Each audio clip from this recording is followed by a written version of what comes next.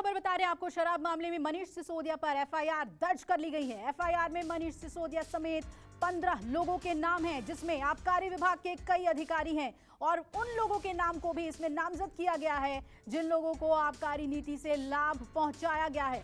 इस वक्त की बड़ी खबर आपको दिखा रहे हैं न्यूज़ 24 के पास। वो एफआईआर की कॉपी है जो आपके टीवी स्क्रीन पर। सीबीआई लगातार रेड कर रही है। मनीष सिसोदिया के घर पर 11 घंटे से भी ज्यादा का वक्त बीत चुका है। लगातार सीबीआई की रेड जारी है। पहले प्राथमिक जांच की गई, फिर एफआईआर दर्ज हुआ और उसके बाद रेड जारी है। लेकिन जो गौर करने वाली बात है, इस एफआईआर कॉपी में सबसे ऊपर डिप्टी सीएम मनीष सिसोदिया का नाम है। आरोपियों में डिप्टी कमिश्नर आनंद तिवारी हैं, असिस्टेंट कमिश्नर पंकज भटनागर का भी नाम है।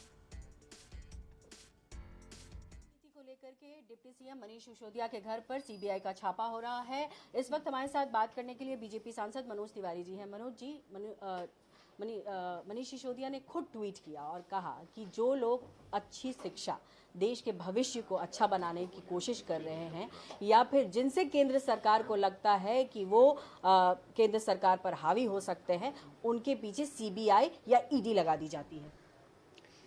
देखिए, ये शिक्षा नीति की बात ही नहीं है, ये तो शराब नीति की बात है। ट्वीट करना चाहिए था शराब नीति पे और उनको ट्वीट कर रहे हैं शिक्षा नीति पे। अरे भाई, जब आपके यहाँ कोई भी इंक्वायरी हो रही है, पूछताछ हो रही है, सीबीआई के लोग आए हुए हैं, तो आप ट्वीट खेलने का समय नहीं है, उनको जवाब देने का समय है। यही जो इनका मोडस ऑपरेंडी है वही बताता है कि दाल में बहुत कुछ काला है। अब इसकी पूरी क्रोनोलॉजी समझ लीजिए। इन लोगों ने दिल्ली की महिलाओं के, दिल्ली के बच्चों के, दिल्ली के देवालयों के, मंदिर, मस्जिद, गुरुद्वारे और भी जो हैं स्कूलों के करुण पुकार के बाद भी शराब नीति को नहीं रोका। गली गली से विरोध हुआ। आप सबके कैमरे में फोटो है। उसके बाद जैसे ही उसकी जांच शुरू होती है, धाड़ धाड़ अरविंद केजरीवाल जी आके पीसी करके हम आबकारी नीति वापस ले रहे हैं जी, आबकारी नीति बदल रहे हैं जी। तो भी पता चल गया कि दाल में काला है। और अब उसके बाद सीबीआई का ये कोशिश, मैं समझता हूं ये नीड ऑफ द आवर था और अब दूध का दूध पानी का पानी होगा, ऐसा हमें विश्वास है।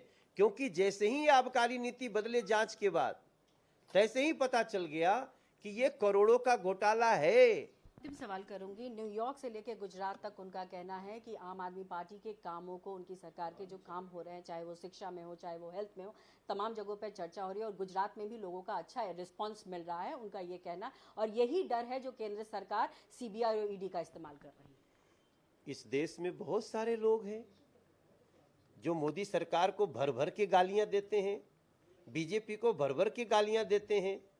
उनकी जांच क्यों नहीं हो जाती है? उनका कहना है ईमानदारी की जो छवि बनी हुई है उनको धूमिल की जा रही है। मैं कहता हूं ना, किसी ऐसे ही कहावत में कहा जाता है कि आपको बर्बाद आपका पाप कर रहा है और कोई नहीं।